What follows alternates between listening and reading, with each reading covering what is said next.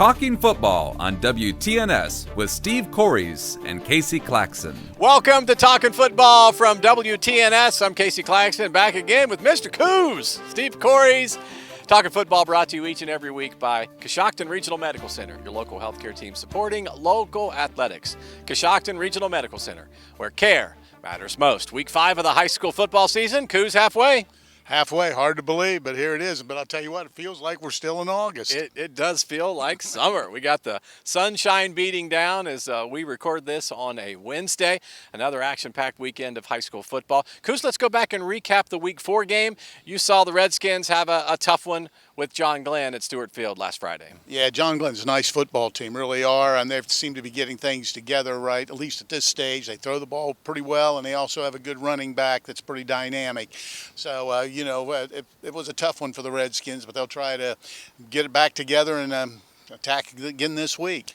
We'll talk more about the Coshocton game. That will be our featured contest coming up on Friday night. Let's go now to the Riverview Black Bears. They are kind of a road warrior. They are once again on the road, and they have an MVL matchup down at West Muskingum. Yeah, West Muskingum's kind of, I guess, I'm not sure what word to use. Maybe an enigma right now. They're 1-3, but they're probably a better than a 1-3 football team. They have played a tough schedule early on. They've got some young kids. They're playing a sophomore quarterback right now, and it's one of those things I think, they're going to look to go down there, and Coach McKee will probably try to see if they can get on the board, get their first score of the year, and just probably play football. I'll get it here in a minute, and just try to continue to improve.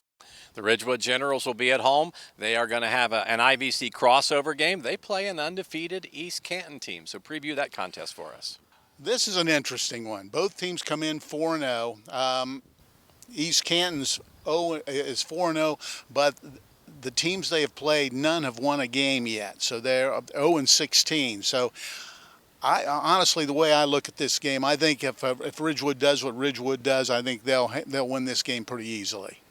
So good luck to the Generals as well as the Bears coming up on Friday night. Coming up next, we will preview the Coshocton Redskins game as they are back at home at Stewart Field. We'll have that and our question for Cooz coming up as well, right here on Talkin' Football, right after this message from Coshocton Regional Medical Center. Don received the best care that I think he possibly could have. Don and I both really felt that they were part of our family and we were part of their family. I feel like I'm seen, or my kids are seen, and they generally want to hear what's wrong and they want to help however they can. I want to be able to support an organization that's giving back to the community, that's part of my community. If that's a hospital, Coshocton Hospital is going to be my choice. Friday night, the WTNS crew with Chris Wallace and Steve Coreys will be back at Stewart Field as the Redskins will have another home game and another tough one coming up for the Skins on Friday. Yeah, Maysville comes in, as mentioned, they're 2-2. They've not a bad football team. They've played also a tough schedule. They like to throw it a little bit, and they're going to run it. They have a strong running game as well. For Coshocton, defensively, they played that. And I know last week they had 48 against them, but in general, they've played pretty well this season. If they can shut down that running game, they might have an opportunity to keep this thing close. And I know Coshocton's going through some adversity right now with some personnel, but they're going to need some younger players to really step up. That's true. This is an opportunity. You look at things, you sit there and you wonder if you're ever going to get a shot. Well, a lot of them are getting a shot now due to injuries and illness, and right now this is their chance to shine.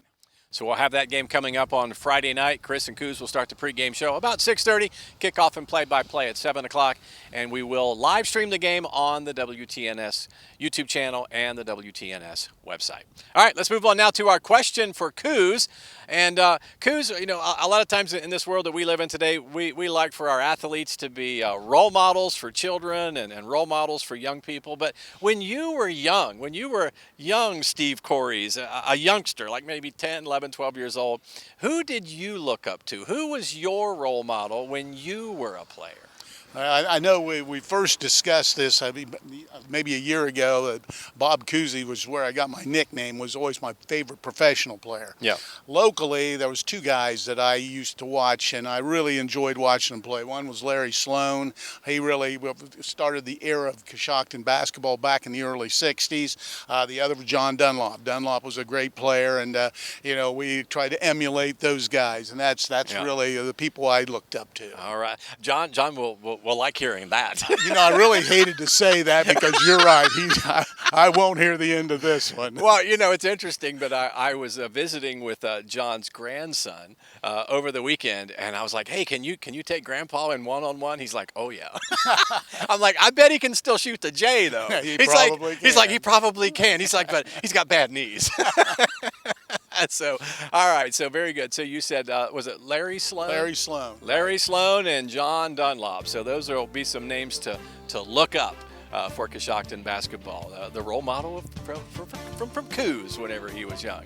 This is Talkin' Football, brought to you by Coshocton Regional Medical Center, your local healthcare team supporting local athletics. Coshocton Regional Medical Center, where care matters most. Talking Football is a production of WTNS Sports and Claxon Communications.